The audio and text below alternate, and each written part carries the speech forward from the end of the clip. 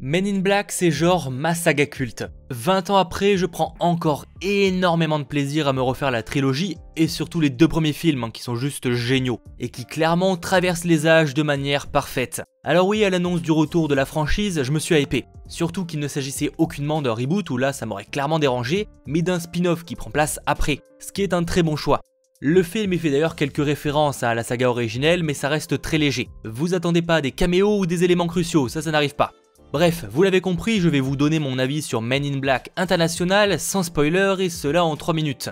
Le film est sorti le 12 juin 2019, du coup n'hésitez pas à aller foncer le voir. On y retrouve notamment Tessa Thompson et Chris Hemsworth, le duo de Thor Ragnarok, mais aussi Liam Neeson et bien d'autres. Le pitch est simple, l'agent M fraîchement recruté est envoyé au service londonien des Men in Black. Quelque chose y cloche. La Ruche, une espèce alien qui dévaste une partie de la galaxie, arrive sur Terre. Elle va y rencontrer Ash, un agent qui a perdu de sa superbe et de sa notoriété. Et cette mission va les envoyer au bout du monde. Que dire? Déjà, il y a un ton léger et un rythme très efficace qui s'enchaîne sans longueur, et ça mine de rien, ça joue beaucoup sur le plaisir du film. De plus, le duo marche très bien, on sent que les deux s'apprécient et kiffent jouer ensemble. Même si je vais pas vous mentir, la folie et l'improbable duo que formaient Will Smith et Tommy Lee Jones m'a manqué. Il y a un petit grain de magie qui manquait. C'est sûrement le côté nostalgique qui parle, c'est possible. Raison de plus pour si vous les avez pas vus d'aller voir donc les premiers films.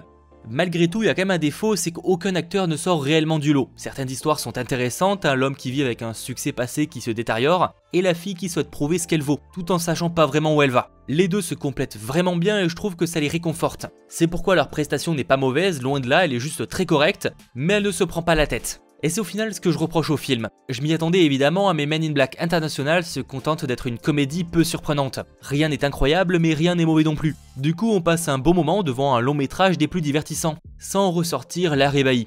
D'ailleurs, tant que j'y pense, pas de scène post-crédit, ça n'a aucun rapport, je suis d'accord, mais au moins vous le savez. Pour le reste, le film est vraiment sympa sans être incroyable. Il est par exemple génial d'explorer plus en détail l'univers des Men in Black, qui restait jusqu'à présent très new-yorkais. Là pour le coup, on voit le côté londonien, même un petit peu le côté français.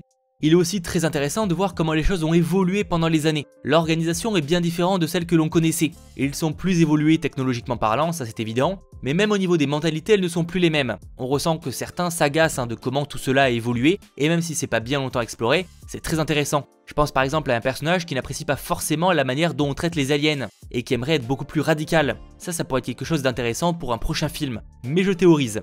Pour ce qui est du méchant, c'est une sacrée bonne idée, tout en restant très mystérieux. Pour ce qui est des aliens, les visuels sont vraiment réussis, ça en s'en douter. Les premiers l'étaient aussi, mais là franchement c'est toujours top. Les vannes passent, l'humour potache est toujours présent, même si encore une fois Will Smith nous manque un petit peu. Le côté féministe du film qui m'inquiétait un petit peu est présent, ça c'est bien. Mais les blagues permettent que tout cela reste plus léger. Ils se moquent en fait du côté que les Men in Black, ça s'appelle Men in Black. On n'est pas sur un film où tout repose là-dessus.